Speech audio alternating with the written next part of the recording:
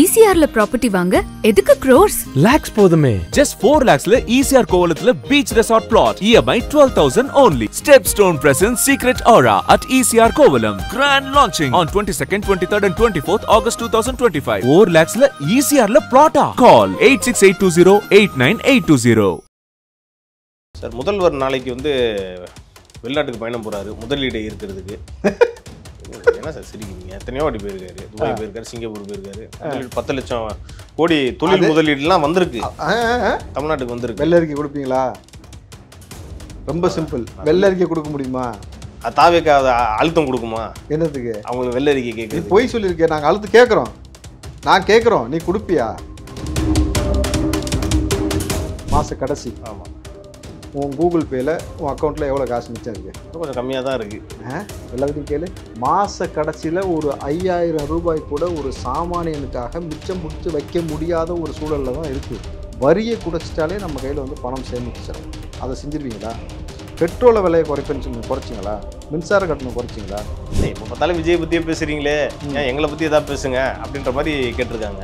ஏன்னா அக்கா பிரேமலதா வந்து தொடர்ச்சியாக முன்னுக்கு பின் ஒரு ஸ்டேட்மெண்ட்டை பதிவு, ஆமாம் என் தம்பி தான்றது, அப்புறம் சீமான் சொன்னது சரிதான்றது அப்படின்ற முன்னுக்கு பின் முரணான சில விஷயங்களை வந்து பேசிக்கொண்டே. உங்களுக்கு நியாயமாக பட்டது உங்களுக்கு எப்படி சார் முரணா இருக்கும்? பார்த்தீங்களா சார் நியூஸில் திரு சீமான் அவர்களை வந்து ஏதோ ஒரு சர்ச்சில் எங்கேயோ பேசிகிட்டு இருந்திருக்காரு. அதில் வந்து கூட்டத்தில் இருந்தவங்க வந்து நீங்கள் எப்படிலாம் பேசுகிறீங்கிற மாதிரி ஒரு மாதிரி வாக்குவாதம் மாதிரி ஆச்சு. அது பார்த்தீங்களா? அதை பார்த்தேன். அதாவது வடிவேல் ஒரு படத்தில் லெட்டர் படிக்க சொன்னால் அவன் இஷ்டத்துக்கு ஒன்று படிப்பான். கடைசியில் டேய் படிக்க தெரிஞ்சா படி, படிக்க தெரிஞ்சா படி, மோன ஏடா கூடமாக படித்து அடி வாங்காத மாதிரி வழக்கமாக ஆமகரி ஏகே படித்தான் பிகே படித்தான்னு சொல்லி பேசினான்னா அது சரி. தெரியாத ஆள், எவிடன்ஸ் இல்லாத ஆள், இறந்து போன ஆளை பற்றி பேசினாக்கா ஓகே.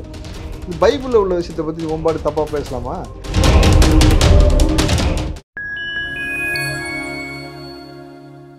ஃபைன் டைம் மீடியா நேயர்களுக்கு வணக்கம். இன்று நம்மோடு இணைந்திருப்பவர் திரு ராவுத்தர் இப்ராஹிம் அவர்கள். வாருங்கள், அவரிடம் அரசியல் சார்ந்த பல்வேறு கேள்விகளை முன்வைக்கலாம். வணக்கம் சார். வணக்கம் தேவ். சார் முதல்வர் நாளைக்கு வந்து வெளிநாட்டுக்கு பயணம் போறாரு முதலீடு இருக்கிறதுக்கு. என்ன சார் சிரிக்கிறீங்க? எத்தனையோ வாட்டி போயிருக்காரு, துபாய் போயிருக்காரு, சிங்கப்பூர் போயிருக்காரு. 10 லட்சம் கோடி தொழில் முதலீடுலாம் வந்திருக்கு, தமிழ்நாட்டுக்கு வந்திருக்கு. வெள்ளை அறிக்கை கொடுப்பீங்களா? ரொம்ப சிம்பிள். வெள்ளை அறிக்கை கொடுக்க முடியுமா? தாவேக்கு அழுத்தம் கொடுக்குமா? என்னத்துக்கு? அவங்களுக்கு வெள்ளை அறிக்கை கேட்குது? பொய் சொல்லியிருக்கேன், நாங்கள் அழுத்து கேட்குறோம். நான் கேட்குறோம், நீ கொடுப்பியா? ஃபர்ஸ்ட் நீங்க அழுத்தம் கொடுங்க சார். அவங்க கொடுக்கறது கொடுக்காத நம்ம அப்புறம் பார்ப்போம். அப்போ உருட்டுறாங்கன்னு அர்த்தம் தானே? ஃபர்ஸ்ட் தாவேக்கு அழுத்தம் கொடுக்கட்டும். அப்போ உருட்டுறாங்க அப்படித்தானே தம்பி? முடியாது சார். 10 லட்சம் கோடி நீங்க முதலீடாக உள்ள வந்திருக்குன்னா உன் மீதும் என் மீதும் மக்கள் மீது இருக்கக்கூடிய வரிச்சுமை குறைஞ்சிருக்கணும், கூட இருக்கக்கூடாது. கூடிக்கொண்டே போகிறது. நாளுக்கு நாள் தங்கமலை கூடுற மாதிரி வரிச்சுமையும் நம்ம மேலே ஏறிக்கிட்டே போகுது. நம்ம பொழுது இது எப்படி சரி? இப்போ எந்த ஊர் போகிறாரா? ஜெர்மனி, இங்கிலாந்துக்கெல்லாம் போகிறாரு சார். எதுக்கா? முதலீடு இருக்கிறதுக்கு. அதுக்கும் இல்லாமல் ஆக்ஸ்போர்ட் யூனிவர்சிட்டின்னு நினைக்கிறேன், அங்கே வந்து பெரியார் அவர்களோட சிலையை திறக்கி வைக்க போகிறாரு. என்ன சிரிக்கிறீங்க? அங்கே போயாவது பெரியார்னு சொல்லுவாரா காமராஜர்னு சொல்லுவாரா? இல்லை கேட்குறேன். ஏன்னா பீகாரில் போயிட்டு மை டியர் யாருன்னு சொன்னார்? சொல்லு, நீயே சொல்ல, அதான் சிறப்பாக இருக்கும். யார் சொன்னா மை டியர்? பார்க்கல சார். பார்க்கலையா? சிக்கிட்ட இந்த கமெண்ட்ல போடுவாங்க. மை டியர் ராஜீவ்காந்தியாமே செத்து 24 வருஷம் ஆச்சு அவர் இறந்து, தெரியுமா உங்களுக்கு? இப்போ போயிட்டு உட்காந்து மை டியர் ராஜீவ்காந்தி. யாருக்கு தான் சார் தங்கு ஸ்லிப் ஆகுது தெரியாம? இதெல்லாம் வந்து டங்கு ஸ்லிப்புன்னு சொல்லி என்ன வச்சுங்களேன். எப்பா உன்னை கூப்பிட்டது யாருன்னே உனக்கு தெரியாம தான் இப்போ நீ போயிருக்கியா? உன்னை கூப்பிட்டது ஒரே ஆள் தானே, அவர் கூட தானே இருக்கீங்க. நான் கூட உங்களுக்கு நிறைய வாட்டி இப்ராஹிம் ராவுத்தர் அவர்கள்னு சொல்லியிருக்கேன்.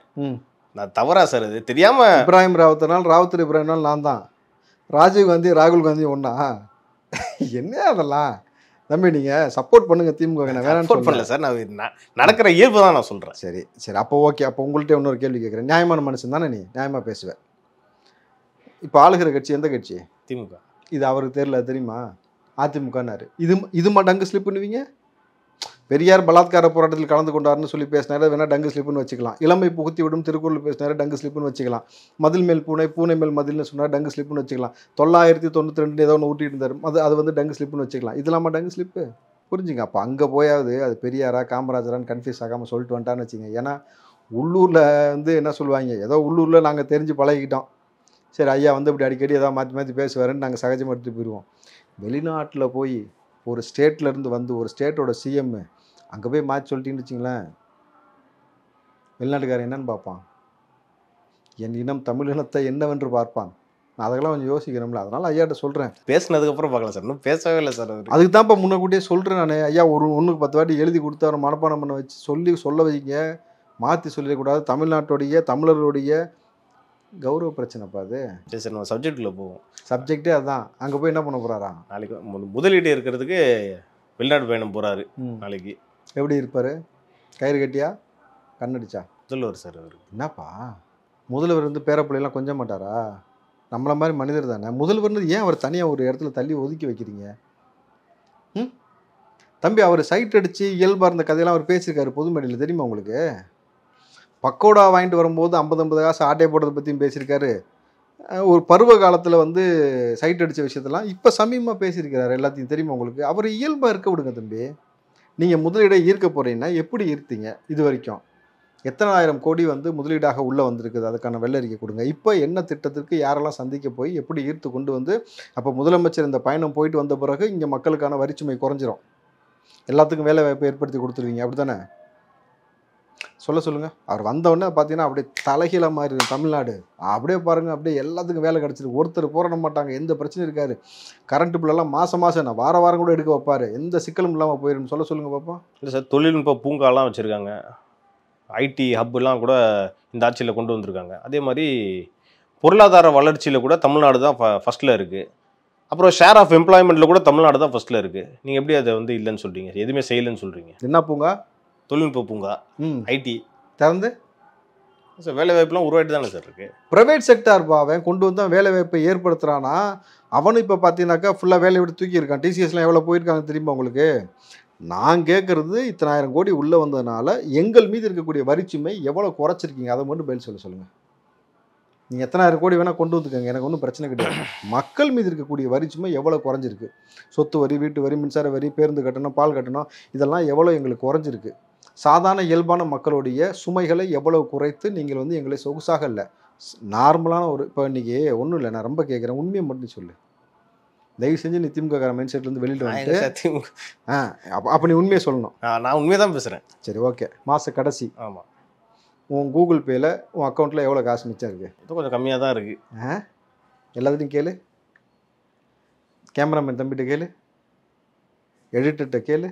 மாத கடைசியில் ஒரு 5000 ரூபாய் கூட ஒரு சாமானியனுக்காக மிச்சம் பிடிச்சி வைக்க முடியாத ஒரு சூழலில் தான் இருக்குது. நீலாம் ஆடம்பர வாழ்க்கை வாழ்கிற ஆள் கிடையாது, எனக்கு தெரியும். காலையில் பொழுது விடிஞ்சால் இங்கே வந்து உட்காந்துடுற, சாயங்காலம் வெளியில் போகிற, நீ எங்கேயும் என்டர்டெயின்மெண்ட்டுக்கு போகிறது கிடையாது. ஞாயிற்றுக்கிழமை ஒரு நாள் இருக்குது, சினிமா கூத்து நடிக்கிறது கிடையாது. மிஞ்சி போனால் சரக்கு இருக்கு அடிப்பீங்களான்னு எனக்கு தெரியாது. ஆனால் குடும்பத்துக்கு கொடுத்தது போக மிச்சதெல்லாம் போக ஒரு நார்மலான ஒரு வாழ்க்கை, வீட்டிலேருந்து சாப்பாடு கொண்டு வந்துடுறீங்க, கொண்டு போகிறீங்கன்னும் பொழுது, ஹோட்டல்லையும் சாப்பிடணும் பொழுது, இவ்வளவு சிக்கனமாக வாழக்கூடிய ஒரு பையனுக்கு மாத கடைசியில் உங்களுக்கு திருமணம் ஆயிடுச்சா? இல்லை. திருமணம் ஆகலை. அப்போ பொண்டாட்டி பிக்கல் பிடுங்கல் இல்லை, அதுக்கான குடும்ப செலவெல்லாம் இல்லை. அம்மா அப்பாட்டுக்கு ஏதாவது ஒரு தொகை கொடுத்துட்றீங்க. கொடுத்தது போக உங்கள் கையில் ஒரு 5000 ரூபா கூட மிஞ்சலை. இதுதான் யதார்த்தமான நிலை, எல்லாத்தோட நிலைமை. இந்த நிலைமையை இப்போ அவர் போயிட்டு வந்ததுக்கப்புறம் மாற்றிடுவாரா? வரியை குறைச்சிட்டாலே நம்ம கையில் வந்து பணம் சேமிச்சிடும். அதை செஞ்சிருவீங்களா? பெட்ரோலை விலையை குறைப்பேன்னு சொல்லி குறைச்சிங்களா? மின்சார கட்டணம் குறைச்சிங்களா? ஸோ இதெல்லாம் வந்து யாருக்கான திட்டம், எதற்கான திட்டம்னு தெரியல. இப்போ மனு வாங்கி கொண்டு போய் தண்ணியில் போட்டு விட்டு போனீங்கல்ல, கேட்டால் அதுவாக போய் விழுந்துருச்சுன்றது, தடுக்கி விழுந்துருச்சுன்றது, குப்பரை விழுந்துருச்சுன்றது, அப்படியே தான் ஊட்ட வேண்டியதான். அப்போ எதுக்கு தான் அவர் போகிறாரு? அது நீங்கள் அவர்கிட்ட தான் கேட்கணும். சத்தியமாக நீங்கள் அவர்கிட்ட தான் கேட்கணும். போயிட்டு வரீங்கள, என்ன தான் எங்களுக்கு அதில் பெனிஃபிட்டு? அரசாங்க காசில் போன முறை குடும்பமாக போனார்கள் அப்படின்னு ஒரு விமர்சனம்லாம் வந்துச்சு, பார்த்தீங்கல்ல? அம்மா துர்கா அம்மாலாம் கூப்பிட்டு போனாங்க அப்படின்ட்டு. சரி, அவருக்கு துணையாக கூட்டிகிட்டு போட்டு எந்த பிரச்சனையும் கிடையாது, சரிங்களா? எவ்வளவோ நம்ம வந்து இது பண்ணிட்டோம். ஒரு முதல்வருக்கு பக்கபலமாக அவர்கள் போவதில் எங்களுக்கு அதிலலாம் நாங்கள் வந்து எந்த பஞ்சாயத்தும் பண்ணல. பட் எங்களுக்கு என்ன பெனிஃபிட், அவ்வளோதான் நாங்கள் கேட்குறோம். மக்களுக்கு என்ன பெனிஃபிட், உங்களுக்கு என்ன பெனிஃபிட்னு கூட நான் கேட்கல. நீங்கள் ஏதாவது முதலீடு கொண்டு போய் வந்து நீங்கள் சம்பாரிச்சு ஏதாவது கொண்டு போய் பதுக்க போகிறீங்களா, ஒதுக்க போகிறீங்களா, அப்படிலாம் நான் பேச மாட்டேன் அண்ணாமலை மாதிரி. நான் கேட்டது எங்களுக்கு மக்களுக்கு என்ன பெனிஃபிட்.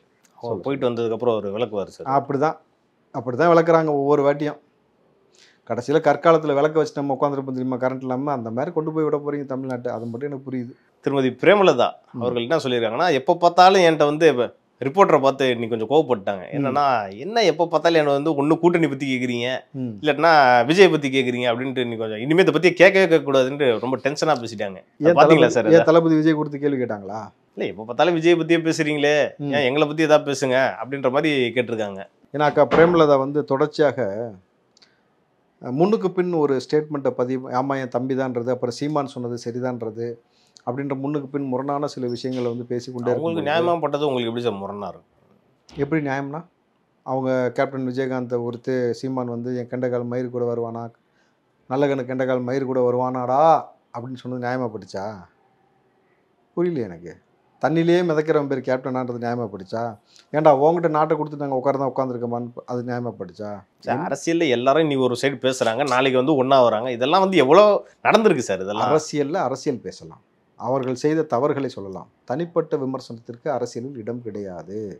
இது எல்லாமே தனிப்பட்ட விமர்சனம். ஸோ அதனால் பிரேமலதா அக்கா வந்து ரியலைஸ் பண்ணியிருப்பாங்கன்னு நினைக்கிறேன். சும்மா விஜயை பற்றி கேட்காதீங்க, எப்போ பற்றி எதை பற்றி கேட்டாலும் அவரை பற்றியே கேட்குறீங்க, கடைசியில் வந்து எல்லாமே அவருக்கு தான் ப்ளஸ் ஆக போகுது, எனக்கு ஒன்றுமே இல்லை அப்படின்னு சொல்லிட்டாங்களோ என்னவோ தெரியல. பார்த்தீங்களா சார் நியூஸில் திரு சீமான் அவர்களை வந்து ஏதோ ஒரு சர்ச்சில் எங்கேயோ பேசிகிட்டு இருந்திருக்காரு. அதில் வந்து கூட்டத்தில் இருந்தவங்க வந்து நீங்கள் ஏன் இப்படிலாம் பேசுகிறீங்கிற மாதிரி ஒரு மாதிரி வாக்குவாதம் மாதிரி ஆச்சு. அது பார்த்தீங்களா? அதை பார்த்தேன். அதாவது வடிவேல் ஒரு படத்தில் லெட்டர் படிக்க சொன்னால் அவன் இஷ்டத்துக்கு ஒன்று படிப்பான், கடைசியில் டேய் படிக்க தெரிஞ்சா படி, படிக்க தெரிஞ்சா படி மோனை ஏடா கூடமாக படித்து அடி வாங்காதன மாதிரி அண்ணன் அவர் வாட்டுக்கு ஏதோ ஒன்று பைபிள் இருக்குன்னு சொல்லிட்டு அளந்து விட்டார். அப்போ அங்கே இருக்கக்கூடிய கிறிஸ்தவர்கள்லாம் தோழர்கள் கோவப்பட்டாங்க, பைபிளை ஒழுங்காக படிச்சுட்டு வந்து பேசுங்க, தெரியாட்டி பேசாதீங்க அப்படின்ட்டு. அப்போது அண்ணன் வழக்கமாக ஆமகரி AK-47 PK-47 சொல்லி பேசினான்னா அது சரி, தெரியாத ஆள், எவிடன்ஸ் இல்லாத ஆள், இறந்து போன ஆளை பற்றி பேசினாக்கா ஓகே. இது பைபிளில் உள்ள விஷயத்தை பற்றி ஒம்பாடு தப்பாக பேசலாமா? சிக்கியாச்சுல. அதுதான் சொன்னது அவர். அதான் படிக்க தெரிஞ்சா படி, தேவையில்லாமல் பேசி தப்பு அடி வாங்காத மாதிரி கிளியர் வார்னிங் கொடுத்து அனுப்பிச்சிருக்காங்க. ஸோ இதனால் இது ஒவ்வொரு சமூகத்தை குறித்து கூட அந்த மாதிரி ஒரு சில இடத்துலலாம் பேசியிருக்காரு. ஹிந்து கடவுளை குறித்து பேசியிருக்காரு பொழுது அண்ணன் சீமான், நீங்கள் உங்களுடைய உருட்டுகளை வந்து தயவு செஞ்சு மத விஷயத்தில், மத வழிபாட்டு, அது மத நூட்களை பொறுத்த வரைக்கும் பார்த்தீங்கன்னாக்கா சேஃபாக கையாளணும். முடியலையா வழக்கம் போயிட்டு செடியை பிடிச்சி செடியே உனக்கு தண்ணி ஊற்றுனாங்களா, சாப்பிட்டியா, பசிக்குதா, அப்படி பேசிட்டு போங்க. உங்களை யார் கேட்டா? அதெல்லாம் நம்ம தான் கேட்டோம். மாடை கட்டி பிடிச்சி பேசுங்க, மரத்தை கட்டி பிடிச்சிட்டு இருங்க, அதெல்லாம் விமர்சிக்க மாட்டேன் தம்பி, அது உங்கள் உரிமை, உங்களுக்கு தனிப்பட்ட உரிமை. நீங்கள் எதை வேணாலும் கட்டி பிடிக்கலாம், யாரை வேணால் கட்டி பிடிக்கலாம். கரெக்டாக நான் மாடை சொல்கிறேன், அதெல்லாம் உங்களுக்கு உரிமை இருக்கணும் பொழுது நீங்கள் அப்படி செஞ்சுட்டு போங்க. அதை விட்டுட்டு இதில் டச் பண்ண வேண்டாம். அவரே தேடிட்டாருன்னு நினைக்கிறேன், தேவையில்லாமல் பிரச்சனை போய். தம்பி அவர் எல்லாத்துலேயுமே பாருங்கள், எவிடன்ஸ் இல்லாத ஒரு விஷயத்தையா பேசிக்கிட்டு இவ்வளோ நாள் கடந்து போனார். இப்போ ஆதாரப்பூர்வமாக இருக்கிறதுல பேசி சிக்கிட்டாருன்னும் பொழுது சில விஷயத்தை வந்து தவிர்த்துக்கிறது நல்லது. அவரால் வந்து திமுகவை தவிர்க்க முடியல, பிஜேபியை தவிர்க்க முடியல, சேர்ந்தே பயணம் பண்ண ஆரம்பிச்சிட்டிங்கன்னும் பொழுது சில விஷயங்களில் இப்படி தான் சிக்குவீங்க. அப்போ கள்ள உறவுன்றது திமுகவும் சீமான் அந்த வார்த்தையெல்லாம் நான் பயன்படுத்த மாட்டேன். திமுக பயன்படுத்தக்கூடிய உறவு, நான் சொல்கிறது நேரடி உறவில் இருக்கா, நேரடி உறவு, அவ்வளோதான். நீங்கள் அதில் டவுட் இருக்கா என்ன? எதுக்கு பின்னாடி ஸ்டாலின் பற்றி பேசினாக்கா இவருக்கு ஏன் கோவம் வருது? நீ திமுக வழிக்கு தானே வந்தேன்ன சொன்னியா? அப்புறம் என்ன உனக்கு?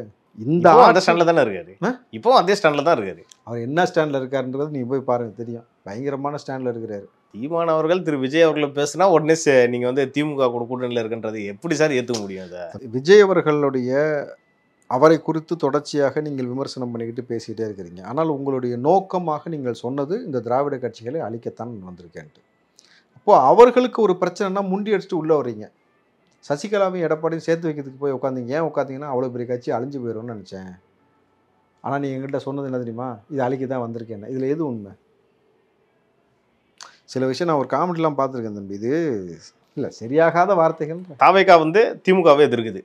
ஆனால் திரு சீமான் அவர்கள் நாம் தமிழர் கட்சி தான் திமுக வந்து பயங்கரமாக எதிர்க்கணும், எங்கே நம்ம இடத்த வந்து இது வந்து பாதிச்சிருமோன்ற எண்ணம் இருக்கா அவருக்கு? ஒருவேளை நம்மளை ரீப்ளேஸ் பண்ணிடுவாங்களோன்னு. நான் உன்னை கன்சிடரே பண்ணல, நான் எதை கன்சிடர் பண்ணுறேன்?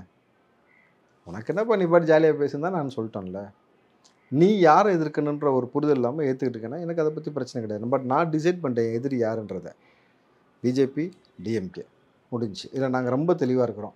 இவருக்கு அந்த புரிதல் இல்லைன்னும் பொழுது பாப்பா நாளை கூட ஏதோ மரத்து கூட பேச போகிறாராம், பேசிட்டோம். ஒன்றிய இணையமைச்சர் எல்முருகன் வந்து ஒன்று சொல்லியிருக்காரு, விஜய் வந்து RSS பார்த்து கற்றுக்கணுன்ட்டு. அது எப்படி சார் பார்க்குறீங்க? நான் ஏன் நடுசாமத்தில் சுடுகாடுக்கு போனோம்?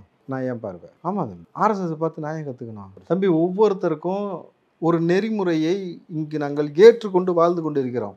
இஸ்லாம் மார்க்கத்தை ஏற்றுக்கொண்டு வாழ்பவர்கள் அந்த நெறிமுறையில், கிறிஸ்தவ மதத்தை ஏற்றுக்கொண்டு வாழக்கூடிய நபர்கள் அந்த நெறிமுறையில், இந்து மதத்தை ஏற்றுக்கொண்ட நபர்கள் அந்த நெறிமுறையில் வாழ்ந்துக்கிட்டு இருக்கோம். நான் ஏன் போய் ஆர்எஸ்எஸை பார்க்கணும்? நான் என்ன கோட்பாட்டில் வளரணும், எதை நான் ஏற்றுக்கணுன்னு நான் ரொம்ப தெளிவாக இருக்கிறேன். உனக்கு அங்கே போய் உட்காந்து நீ கற்றுக்கணும்னா கற்றுக்கிட்டு போங்க, அதை பற்றி பிரச்சனை இல்லை. என்னையும் போய் கற்றுக்க சொல்கிறேன். நீ எதை வேணாலும் சாப்பிடுவோம் உரிமைன்னு சொல்லிட்டேன். நீ எதுக்கு தேவையில்லாமல் என்னை வந்து அதை போய் சாப்பிட்டு பாருங்கிற? நான் என்ன சாப்பிடணும்னு எனக்கு தெரியும். நான் ரொம்ப தெளிவாக சாப்பிட்டுட்டு இருக்கிறேன். எனக்கு தேவையில்லாதான் நான் சாப்பிட்டுட்டு கண்டத்தை குடிச்சிக்கிட்டு இருக்க வேண்டிய அவசியம் எனக்கு இல்லை. நீங்கள் தான் வந்து மாட்டு முத்தத்தை குடித்தா நல்லதுன்னு வைங்க, அதுக்கு சிபாரிசு பண்ணுவீங்க, கரெக்டுங்களா? நான் மாட்டு முத்தத்தை குடிக்க தயாராக இல்லை தம்பி. நான் தண்ணீர் குடிச்சிக்கிறேன், போதுமானது எனக்கு. நடப்பு அரசியல் குறித்து நம்ம நிறையா பேசியிருக்கோம். அடுத்தடுத்த நிகழ்ச்சிகளில் மேலும் நம்ம டீட்டெயிலாக பேசலாம் சார். நன்றி. நன்றி.